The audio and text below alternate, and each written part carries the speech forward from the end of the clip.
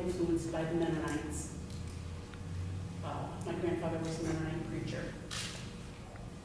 And so there were things that I was confused. And anyway, I came and this friend said, come for a couple of weeks, just, to make sure. It was like, wow. The people, this was when it was, St. Sebastian's was still part of the parish, and so you had kids, little kids occasionally, and it was so comfortable for me, and I realized, wow, this is where I'm supposed to be. But I'm not Catholic.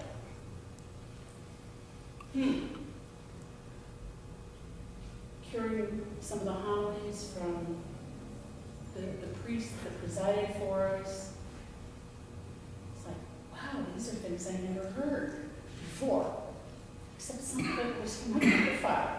Okay, fast forward. In 1990, I became Roman Catholic. Dignity is still my spiritual home because Dignity is a part of a dynamic wing of the church. It's growing, it's evolving versus the static. We have to keep everything the same that comes from someplace else. But I was through the turmoil. The first Sunday we were off church property in, it was 88, I think it was the first Sunday my mother came to Mass with me. And she was really thrilled with the liturgy, and she was also, to a certain degree, appalled at the treatment that the larger church was putting people through. My mother, when she's in town, still comes to Mass with me. It's a very important part of my life. Okay. I'm James Kappelman, and I started coming to Dignity in 1989. Prior to that, I lived in a religious order. I was a Franciscan friar. I've been a friar for about 5 years. During that time as a friar, I had a really good spiritual director, a sister from Oldenburg, who just kind of really woke me up to social justice. And I think from that, I got into a lot of trouble as a friar. Especially using language, I didn't like wearing the habit. There were some questions about whether or not I was really good at following the vow of obedience. I agreed I wasn't. So just kind of angry and frustrated. And I left the order, and I was pretty angry with the Catholic Church. So I did go to MCC for a little bit. It seemed to be more of a me and God type of a thing, and not us and God. I think that was part of the Catholic upbringing that I had, that sense of community. So I started going to Dignity. And at this time, though, I was still collecting sacrilegious art, so I was pretty angry with the church. This was also during the time of the AIDS crisis.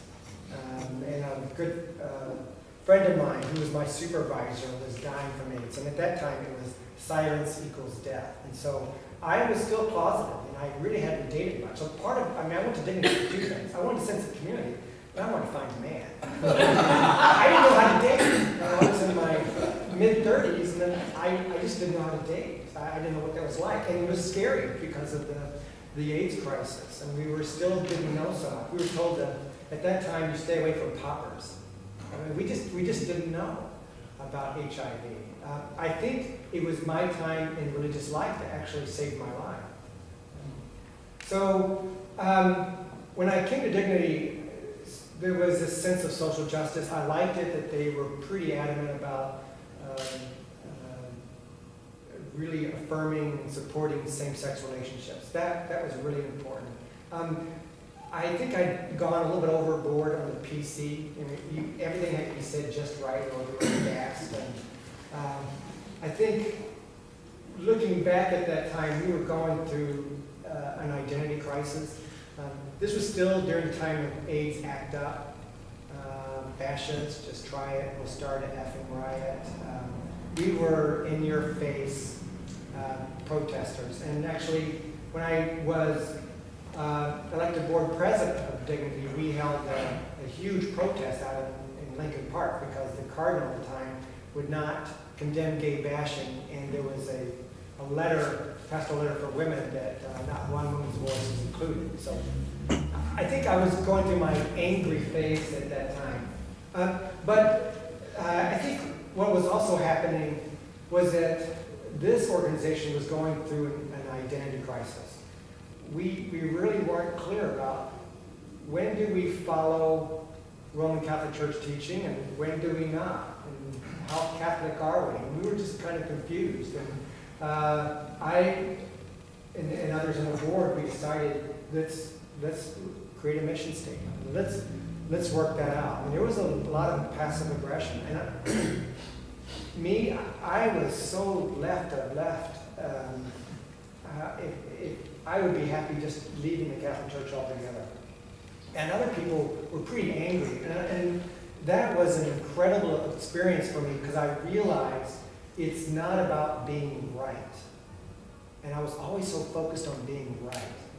That's that anger that was there all the time. It wasn't. Actually, Mike Hogan changed me around. I realized that we had to also be an organization that was there for the LGBT person who was coming out, who was scared. And so we had to have some identity with the Roman Catholic Church.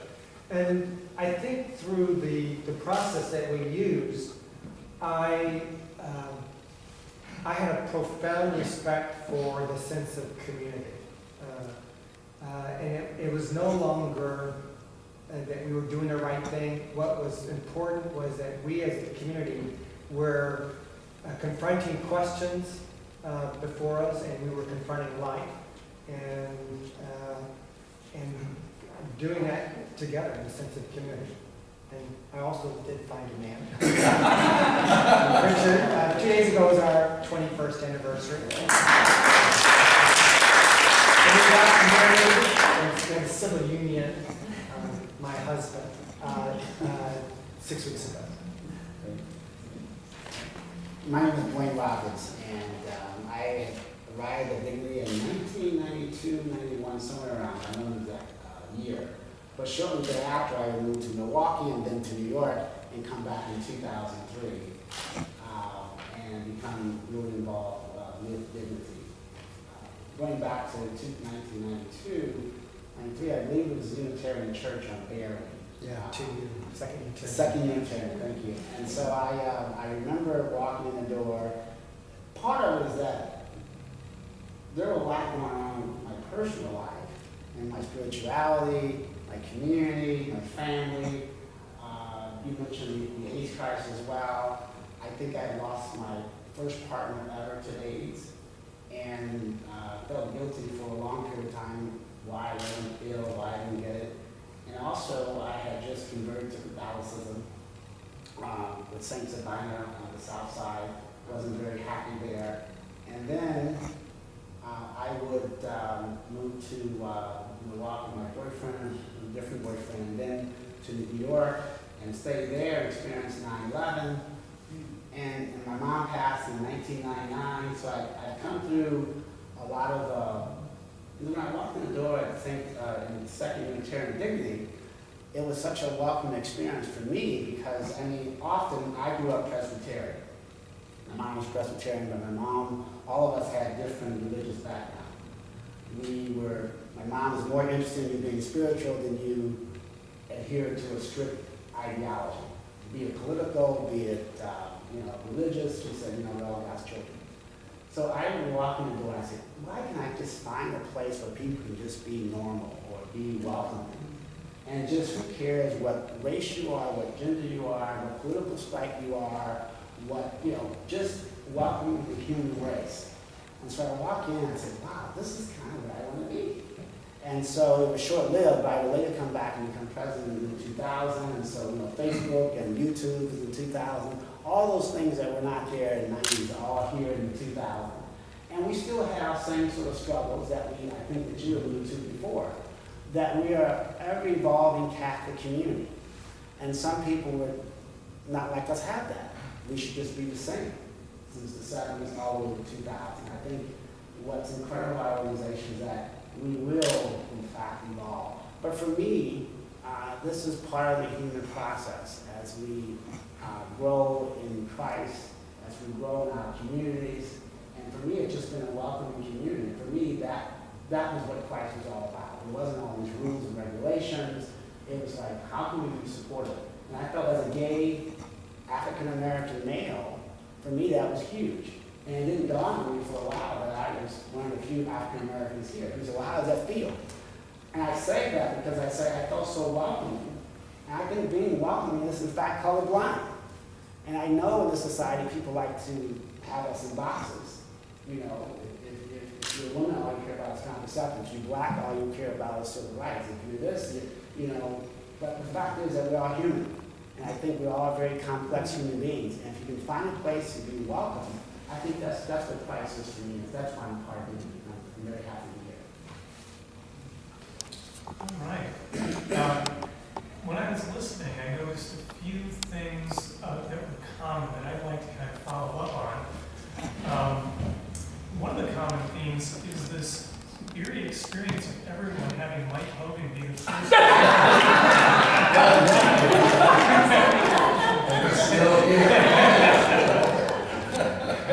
I'll have to have Mike explain this.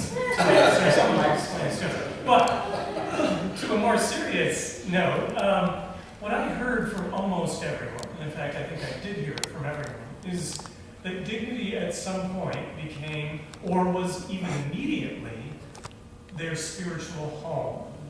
And I like, since the panelists really have already started that reflection, it really is our question number one at some level. I'd like our panelists to reflect deeper on that. What does make Dignity a spiritual home? You use this term home.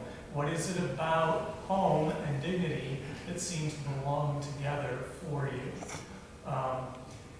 Don't feel like you necessarily have to do this in a line. If people are immediately drawn to this question and feel, hey, I want to jump in, others want to sit on this and think it through, that's fine. But that's my question to you. What is it about Dignity that makes it such a spiritual home?